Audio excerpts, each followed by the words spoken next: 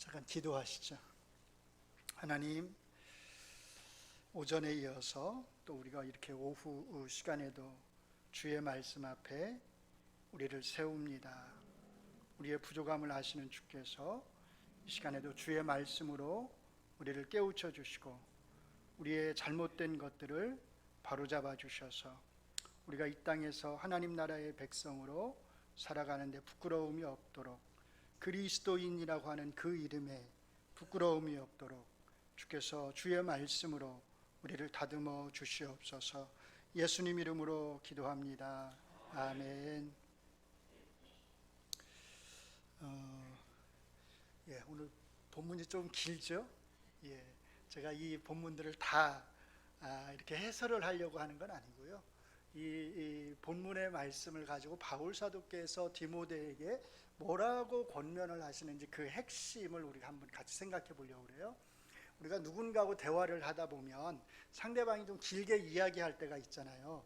그런데 그 하나하나를 다 우리가 경청해서 잘 듣지만 제일 중요한 것은 뭐냐면 그 사람이 하는 많은 말을 통해서 이 사람이 뭘 지금 나한테 말하려고 하는가를 잘 포착을 해야 되죠. 그걸 놓쳐버리면 이 대화가 안 되는 거죠. 서로 이제 대화가 안 되는 거죠. 마음이 안 통하는 거죠. 그래서 사실 성경을 읽을 때도 마찬가지예요. 성경의 단락 안에서 또는 전체 성경 안에서 제일 중요한 건 뭐냐면 이렇게 왜 말씀을 하시지? 이 말씀을 통해서 핵심적으로 전해주려고 하는 게 뭐지를 사실은 잘 파악을 해야 됩니다. 그러려면 그 앞뒤 문맥도 잘 살펴야 되고 또 그 사용하고 있는 단어가 무슨 뜻으로 사용하고 있는지도 사실은 잘 살펴야 됩니다. 오늘 설교 제목이 뭐죠? 좋은 일꾼이 되라는 거예요. 예수 그리스도의 좋은 일꾼이 되라. 이 제목은 제가 4장 6절의 말씀을 그대로 가져온 것입니다. 자, 그리스도 예수의 좋은 일꾼이 되라는 게 무슨 뜻일까요? 구체적으로 어떤 일꾼이 되라고 지금 말씀을 하시는 걸까요? 이 본문 안에서, 여기에서 어떤 일꾼이 좋은 일꾼이죠? 여러분들이 생각하시는 좋은 일꾼은 어떤 일꾼인가요? 우리가 보통 좋은 일꾼 그러면 아마 대개는 교회 공동체 안에서 열심히 봉사를 하는데 이렇게 불평하지 않고 늘 기쁨으로 감사함으로 섬기는 자세로 이렇게 일하시는 분들을 가리켜서 대개는 좋은 일꾼 우리가 이렇게 말을 할 거예요. 아니면 열심히 교회를 위해서 또 성도들을 위해서 목사님을 위해서 이렇게 기도하는 분들을 가리켜서 우리가 보통은 좋은 일꾼 이렇게 말을 합니다. 물론 맞습니다. 이 모든 분들이 교회 안에서 하나님이 세우신 좋은 일꾼인 것은 틀림이 없습니다. 그런데 제가 조금 전에도 말씀을 드렸듯이 우리가 오늘 이 시간에 살펴보려고 하는 것은 우리가 생각하는 그런 좋은 일꾼이 아니라 오늘 이 본문 안에서 바울 사도께서 의미하는 그 좋은 일꾼, 이때 좋다라고 하는 이 말의 의미가 무엇인지를 우리가 같이 한번 생각해 보려고 합니다. 이것을 알려면 일단 오늘 본문 안에서 사용되고 있는 경건이란 말이 두 번이 사용이 돼요. 이 경건이 무슨 의미인지를 우리가 알아야 됩니다. 여러분은 경건이 뭐라고 생각을 하시나요? 여러분이 생각하는 경건은 어떤 것이죠?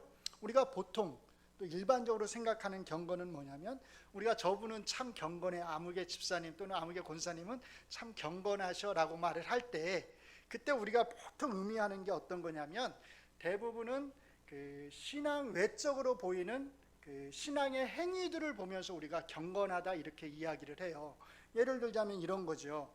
말씀을 열심히 잘 읽고 또 열심히 기도하고 대화를 할 때도 말을 잘 가려서 하고 또 매일같이 큐티를 하고 또 함부로 교회 안에서든 어디서든 함부로 행동하지 않고 우리가 이런 분들을 보면서 되게 참 경건하시다 이렇게 말을 합니다.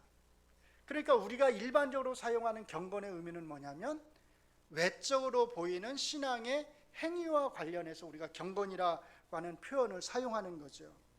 그런데 오늘 본문에서 바울 사도께서 말씀하시는 경건은 사실은 이런 게 아닙니다. 우리가 생각하는 이런 경건이 아니에요. 우리가 보통 생각하는 신앙의 행위들과 관련된 그런 지금 경건을 말씀하시는 것이 아닙니다. 오늘 본문에서 바울 사도께서 말씀하시는 경건의 의미를 알려면 그 문맥을 좀 잘 살피셔야 됩니다. 15절에 보시면 먼저 바울 사도께서는 지금 이 편지를 쓰는 목적, 또 특별히 지금 이 본문의 이야기를 기록하는 목적에 대해서 이렇게 말씀을 하세요.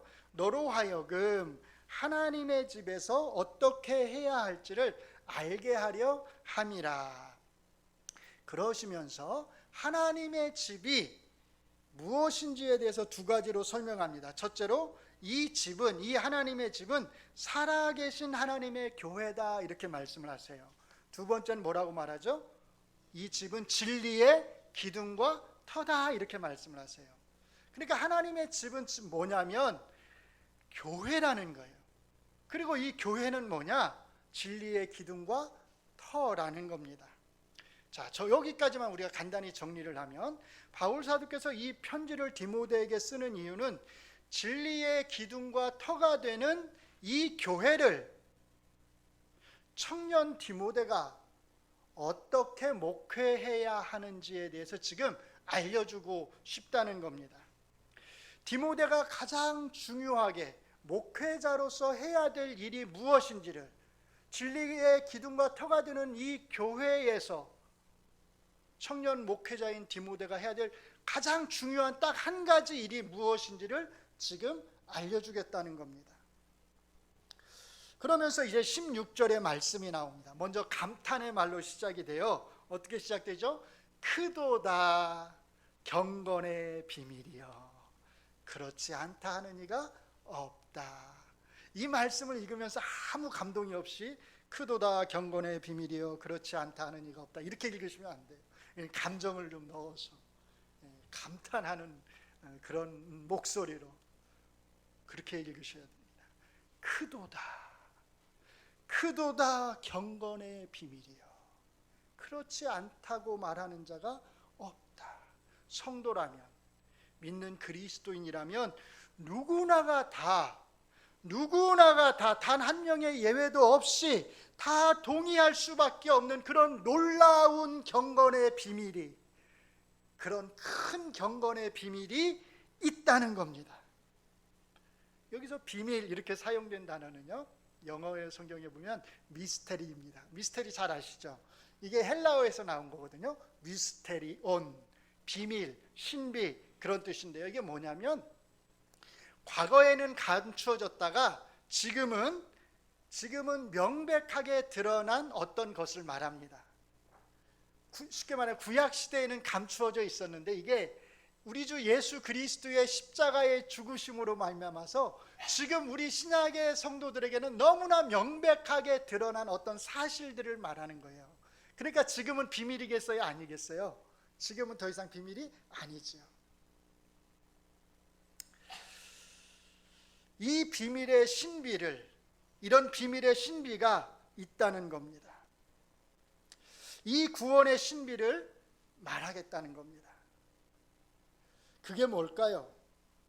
바로 이 비밀을 가리켜서 바울 사도께서는 경건의 비밀 이렇게 지금 말씀을 하고 있는 거예요. 그러면서 이제 그 다음에 이 경건의 비밀의 구체적인 내용이 무엇인지를 설명을 하는 겁니다.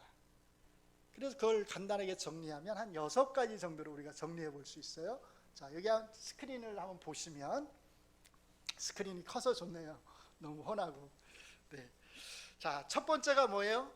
그는 육신으로 나타나셨다. 둘째는요, 그는 성령으로 의롭다 하심을 받았다. 셋째는 그는 천사들에게 보이셨다. 넷째는 그는 만국에서 전파되셨다. 다섯째 그는 세상에서 믿음 받으셨다. 마지막 6번째는요, 그는 영광 가운데 하늘로 올리우셨다는 겁니다. 자, 그런데 여기서 우리가 한 가지 주목해야 될 것이 있습니다. 그가 육신으로 나타나셨다라고 할 때 그가 누구를 가리킬까 하는 겁니다. 우리는 이 내용만 보면 이게 누구에 대한 내용인지 쉽게 알 수 있죠. 예수님에 대한 내용입니다. 그래서 우리는 저기에서 말하는 그가라고 할 때 이 그를 그냥 단번에 예수님이구나 이렇게 생각할 수 있어요. 그런데 사실은 그렇지 않다는 겁니다. 우리가 어떤 대명사가 사용될 때 이 대명사가 누구를 가리키는지를 보려면 대개는 그 앞에 문장을 사실은 봐야 돼요. 앞에 나오는 이야기를 봐야 되거든요. 그러면 그 앞에 어떤 이야기가 나오죠? 여기서 그가 가리킬 만한 지칭 대상이 뭐가 있는지 혹시 아시겠어요? 그 지칭 대상, 살아계신 하나님입니다. 아까 뭐라고 그랬어요? 이 집은 살아계신 하나님의 교회라고 말했잖아요. 그러니까 요 문맥 안에서 보면 요 그가 가리키는 수 있는 유일한 것은 뭐밖에 없냐면 살아계신 하나님밖에 없어요. 그러니까 요 그 대신에 살아계신 하나님 이렇게 우리가 바꿔서 표현하면 그가 육체로 나타나셨다, 그 말은 누가요? 살아계신 하나님이 육체로 나타나셨다는 겁니다. 별로 놀라지 않으시는군요. 우리는 너무나 익숙해서 놀라지 않아요. 우리는 당연하다고 생각하는 경향이 있어요. 그런데 한번 생각해 보세요. 정말로 살아계시는 그 하나님이, 영이신 그 하나님이 사람의 몸을 입으시고 우리와 똑같은 성정을 가진 그 몸을 입으시고 그 육체를 입으시고 이 땅에 오셨다고 하는 이 사실이 얼마나 미스테리입니까? 그렇죠? 얼마나 신비로운 일입니까? 우리의 머리로 도저히 이해할 수 없는 그 일을 누가 하신 거예요? 살아계신 하나님이 행하셨다는 겁니다. 얼마나 큰 신비이고 얼마나 큰 미스테리인지 모릅니다. 하나님이, 살아계신 하나님이 인간의 몸을 입으시고 이 땅에 내려오셨다고 하는 것, 그 누가 이것을 상상이나 했겠습니까? 아무도 기대하지 않았던 바로 그 신비를 살아계신 하나님께서 우리 가운데서 우리를 위해서 행하셨다는 겁니다. 그것뿐만이 아닙니다. 성령에 의해서 의롭게 되셨고 천사들에게 보이셨고 만국에 전파되셨고 세상에서 믿음 받으셨고 영광 가운데 하늘로 올리우셨다는 겁니다. 예수 그리스도의 바로 그 몸을 통해서 말입니다. 이 모든 것이 다 뭐라는 거예요? 경건의 비밀이라는 겁니다. 경건의 비밀의 내용들이라는 겁니다. 그렇기 때문에 여기서 말하는 경건이라고 하는 것은 우리가 흔히 생각하는 것처럼 우리가 행하는 외적인 신앙 행위들이 아닌 것을 우리가 알 수 있습니다. 성육신하신 그 예수님과 관련해서 우리가 그리스도인으로서 알아야 되고 믿어야 되고 우리의 입술로 고백해야 되는 그 믿음의 내용들, 그것을 가리켜서 바울 사도께서는 경건 이렇게 지금 말씀을 하시는 것입니다. 물론 우리가 알아야 할 기독교적 복음의 내용들은, 그 진리들은 이 6가지만 있는 것은 아니죠. 사실은 이 6가지의 내용은 뭐냐면 아마 신학자들이 추론하기에는 초대교회 시대에 초대교회 성도들이 노래로 찬양으로 이렇게 만들어서 불렀던 그 찬양이 아닌가 이렇게 생각을 합니다. 그러니까 그 찬양의 내용 안에 우리가 믿어야 될 믿음의 고백들이 들어가 있는 거죠. 그러니까 꼭 이 6가지만을 가리키는 것이 아니라 삼위일체도 우리가 믿어야 되는 신앙의 내용들이고요, 예수 그리스도의 십자가의 그 속죄의 능력도 우리가 믿어야 되는 내용들이죠. 칭의와 성화도 마찬가지입니다. 자, 중요한 것은 이것입니다. 본문에서 말하는 그 경건이 우리가 그리스도인으로서 행하는 어떤 행위를 가리키는 것이 아니라 우리가 그리스도인으로서 반드시 알아야 할 그 믿음의 내용들, 진리들, 본문의 표현을 빌자면 경건의 비밀들이라는 것입니다. 우리가 흔히 하는 말로 하자면 교리들이라는 겁니다. 그러므로 16절의 경건은 다른 말로 하면 바로 앞에 나와 있는 진리의 기둥과 터라고 할 때 사실은 진리하고 똑같은 의미로 사용되는 것을 우리가 알 수 있습니다. 청년 목회자로서 에베소 교회에서 디모데가 가장 중요하게 해야 할 일이 무엇일까요? 다른 게 아니에요. 이 경건의 비밀을, 이 기독교적 복음의 진리를 성도들에게 가르치고 선포하는 겁니다. 바로 그 말을 하고 싶은 겁니다. 동시에 경계해야 할 것이 있습니다. 교회 공동체 안에 잘못된 가르침들이 들어오지 못하도록 하는 것입니다. 그래서 이제 앞에서는 성도들이 배워야 될, 성도들이 반드시 알고 믿고 고백해야 될 6가지 믿음의 고백, 가르침들을 이야기했다면, 이제 그 다음에 이어지는 4장 1절부터 5절까지는요 잘못된 가르침, 거짓 가르침에 대해서 설명을 합니다. 이번에도 표로 한번 정리를 해보았습니다. 자, 2가지 잘못된 가르침이 교회를 위협하고 있다고 말을 합니다.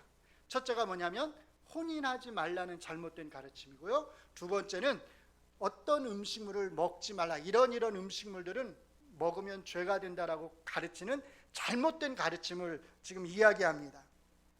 그리고 이 잘못된 가르침과 관련해서 크게 3가지를 언급을 해요. 첫째로, 이 거짓 가르침으로 인해서 복음에서 떠나는 자들이 있다는 겁니다. 둘째는요, 이 거짓 가르침의 배후에는 누가 있다? 악한 영적 세력들이 있다는 겁니다. 마지막 셋째로는요, 이런 거짓 교사들의 등장은 성령을 통해서 이미 예견된 일이다, 우리에게 알려진 일이다라는 겁니다. 그럼 뭐 하라는 거예요? 경계하라는 거죠. 놀랄 필요가 없다는 겁니다. 일어나서는 안 될 일들이 교회 공동체 안에서 일어나고 있다고 그렇게 생각하지 말라는 겁니다. 중요한 것은 이미 성령께서 우리에게 말씀해 주셨으니까 교회 공동체의 모든 성도들은 잘못된 가르침을 경계해야 되죠. 그 경계를 어떻게 해야 될까요? 뭘로 해야 될까요? 바른 가르침으로 해야 되는 거죠. 바로 이런 상황 속에서 청년 목회자인 디모데는 어떻게 해야 하는가 하는 겁니다. 다른 식으로 표현하면 하나님의 교회에, 하나님의 집에 속해 있는 여러분들, 성도들은 어떻게 해야 하는가입니다. 그래서 이제 6절에서 이렇게 말씀을 하시는 겁니다. 내가 이것으로 형제를 깨우치면 그리스도 예수의 좋은 일꾼이 되리라. 어떻게 하면 그리스도 예수의 좋은 일꾼이 될 수 있다고 말하지요? 이것으로 형제를, 교회 공동체 안에 속해 있는 성도들을 잘 깨우치면 너는 예수 그리스도의 좋은 일꾼이 될 거다, 이렇게 말씀을 하는 겁니다. 이것이 가리키는 게 뭘까요? 가깝게는 바로 앞에 있는 잘못된 가르침들로 성도들을 잘 깨우쳐줘야 된다는 겁니다. 그래서 잘못된 가르침들에 빠지지 않도록 해야 된다는 겁니다. 잘못된 가르침이 교회 공동체를 어지럽히지 못하도록 해야 한다는 겁니다. 조금 더 멀리 가면요, 그 앞의 내용, 바울 사도께서 말씀하셨던 그 경건의 비밀의 내용들, 교회 공동체에 속해 있는 모든 성도들이 알고 믿고 입술로 고백해야 되는 그것들을, 그 믿음의 내용들을 성도들에게 잘 가르쳐야 한다는 겁니다. 이 말씀에 비추어 보면 좋은 일꾼이라고 하는 표현에서 이 좋다라고 하는 말은 다른 걸 말하는 게 아닌 것을 알 수 있습니다. 잘 가르치는 겁니다. 성도들을 바른 진리의 말씀으로 잘 교육하는 겁니다. 지금까지 내용에 비추어 보면 7절에 나오는 경건에 이르도록 내 자신을 연단하라고 하는 이 말씀은 단순히 네가 열심히 기도해야 된다, 그 말씀이 아닌 것을 알 수 있습니다.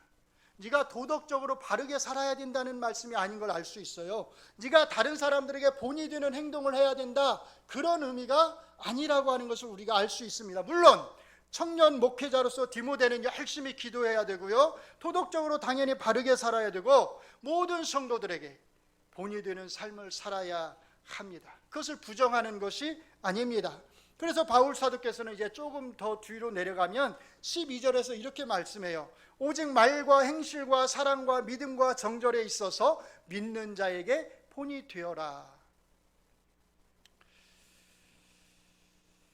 그러나 지금까지 여기에서 우리가 읽은 본문에서는 이런 본과 관련된 말씀이 아니라는 겁니다. 여기에서 경건에 이르도록 내 자신을 연단하라고 하는 말씀의 뜻은 1차적으로는 뭐겠어요? 네 자신이 경건으로 하나님의 진리의 말씀으로 잘 가르침을 받아야 된다는 겁니다. 가르치는 자가 되기 위해서는 바른 가르침을 가르치는 자가 되기 위해서는 너 자신이 먼저 진리의 말씀들로, 진리의 내용들로 잘 무장해야 한다는 겁니다. 그리고 너가 배운 그 진리의 말씀들을 너 혼자 알아서는 안 되고, 너가 목회하는 그 에베소 교회 성도들에게도 잘 가르쳐서 그들이 진리의 말씀으로 잘 무장하게 하고, 거짓 교사들의 꾀임에 빠져서 넘어가는 일이 없도록 해야 된다는 겁니다. 목회자로서 디모데가 해야 하는 가장 중요한 일이 바로 이것이라는 겁니다. 이것을 가장 잘할 때 그리스도 예수의 좋은 일꾼이 될 수 있다는 겁니다. 다른 모든 일들을 아무리 잘한다 하더라도, 아무리 성도들을 잘 신방하고, 아무리 교회의 행정을 잘 돌본다 할지라도 바로 이 일을 제대로 하지 못하면 사실은 좋은 일꾼이라고 말할 수 없습니다. 그러므로 여러분이 담임 목사님에게 가장 중요하게 요구해야 될 것이 있다고 한다면 그것은 신방도 아니고요, 교회 행정을 잘 이렇게 보는 것도 아니고요, 뭐겠어요? 말씀을 잘 가르쳐 달라고 하는 겁니다. 하나님의 말씀으로 여러분들의 그 영을 잘 살찌우도록 해달라고 하는 것입니다. 역으로 말하면 이 디모데에게 하신 이 말씀을 여러분 개개인들에게 적용한다면, 여러분이 그리스도의 좋은 일꾼이 되기 위해서 여러분들이 해야 될 가장 중요한 일은 다른 것이 아니라 배우는 겁니다. 열심히 배우는 겁니다. 뭘 배우는 거예요? 복음의 진리들을, 경건의 비밀들을, 믿음의 내용들을, 내가 믿고 있는 것이 무엇인지, 무엇을 믿어야 하는지, 내 입술로 고백하는 그 믿음의 고백이 어떤 의미를 담고 있는지 등등을 구체적으로 알고서 믿고 입술로 고백을 해야 된다는 겁니다. 알지 못하면서, 내가 고백하는 내용이 무슨 의미를 담고 있는지를 알지도 못하면서 고백을 한다면 그건 사실 아무 의미가 없는 거죠. 오늘 본문의 표현을 빌자면 바로 경건의 비밀들입니다. 여러분, 예수 그리스도의 좋은 일꾼이 되시기를 바랍니다. 배우기를 게을리하는 성도는 결코 좋은 일꾼이 될 수가 없습니다. 다시 한번 강조해서 말씀을 드립니다. 배우기를 게을리하는 성도는 하나님 앞에서 결코 좋은 일꾼이 될 수 없습니다. 많은 분들이 착각하는 게 있어요. 성경을 많이 읽으면 성경을 많이 안다라고 생각을 합니다. 근데 정말 그럴까요? 성경을 많이 읽으면 정말 성경을 많이 아는 것일까요? 사실은 그렇지 않아요. 성경을 많이 읽으면 성경을 많이 아는 게 아니라 성경 안에 있는 내용을 많이 아는 거예요. 성경을 많이 읽으면 그 안에 어떤 내용이 있는지는 많이 알 수 있겠죠. 그런데 내용을 많이 안다고 해서 이 성경 자체, 이 성경을 깊이 있게 아는 건 아니에요. 이걸 조금 구분해서 우리가 생각을 해야 합니다.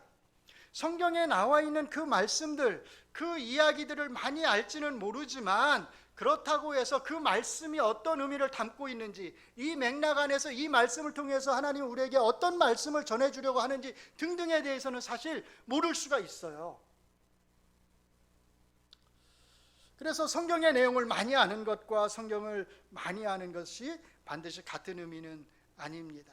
여러분들이 아마 여기 연세 드신 분들을 보면 30년, 40년 아마 그 이상도 이렇게 오랫동안 신앙생활을 해오시고 아마 성경도 적지 않게 많이 읽으셨을 것입니다. 그러나 바로 그 사실을 가지고서 여러분들이 나는 성경을 정말 많이 안다, 이렇게 자부심을 가지실 필요는 없습니다. 죄송합니다. 성경의 내용을 많이 아실 수 있지만 사실은 성경을 잘 모르실 수 있어요. 우리는 그래서 항상 성경 앞에서 겸손해야 합니다. 성경에는 겉으로 명백하게 그 의미가 드러나는 것도 있지만 그렇지 않은 것도 사실 많거든요. 여러분들 선지서들 많이 읽어보셨죠? 특별히 선지서들 읽어보시면 사실은 목사들도 마찬가지, 무슨 내용인지 사실 잘 모르면서 사실은 그냥 읽고 지나갑니다. 한번 읽었다는 걸로 이제 만족을 하는 거죠.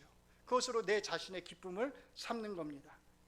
성경 시대와 우리 시대에는 역사적 간격이 있기 때문에 사실 명백하게 겉으로 드러나서 우리가 이해할 수 있는 말씀도 적지 않지만 사실은 우리가 잘 이해하지 못하는 말씀도 적지 않은 게 사실입니다.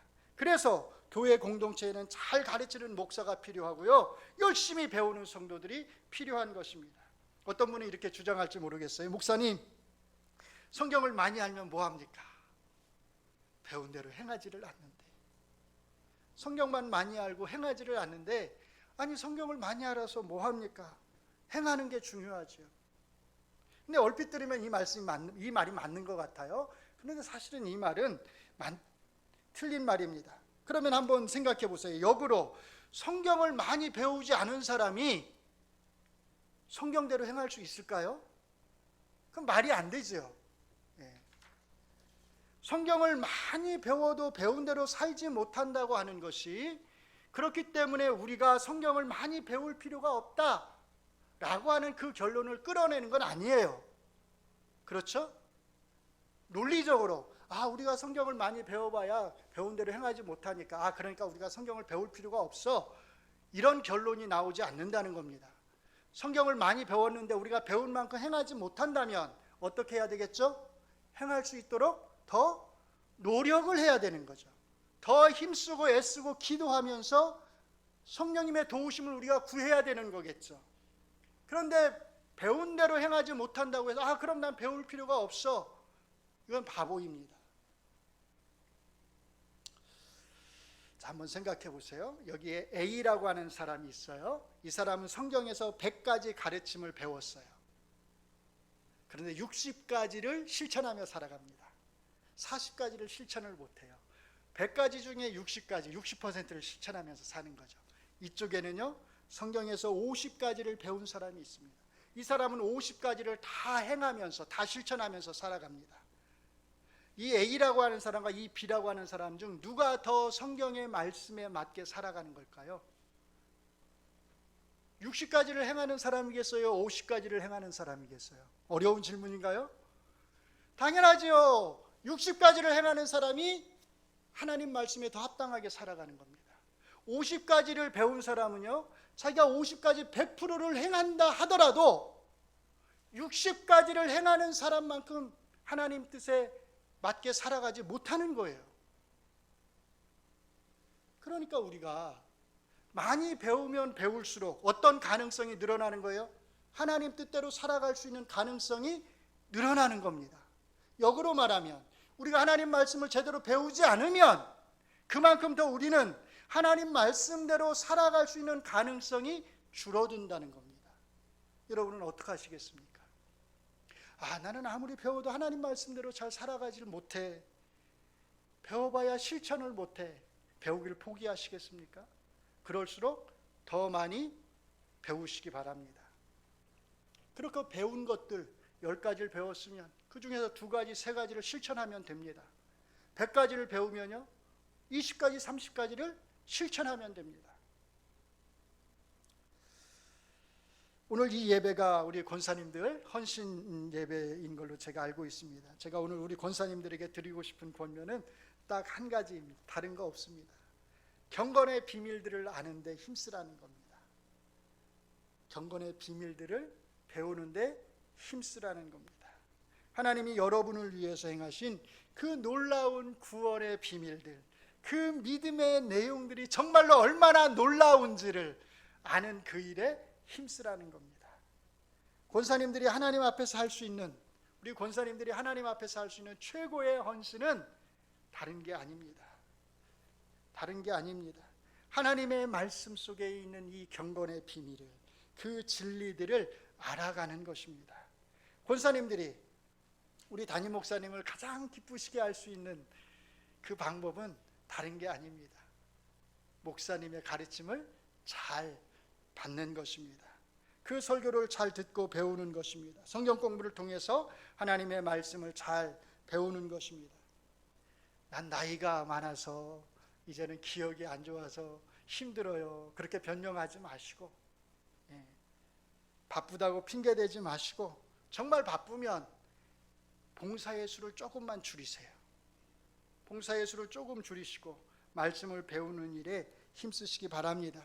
분명히 말씀드리건대 하나님의 말씀을 알아가는 그 일보다 우리에게 더 중요한 일은 없습니다. 우리 권사님들이 다른 성도님들에게 보여줄 수 있는 최고의 본은 물론 교회 안에서 교회 공동체를 위해서 열심히 봉사하는 그 일에 있어서도 본을 보여야 되겠지만, 무엇보다 하나님의 말씀을 열심히 배우고 알아가는 그 모습으로서 여러분들이 본을 보여야 됩니다.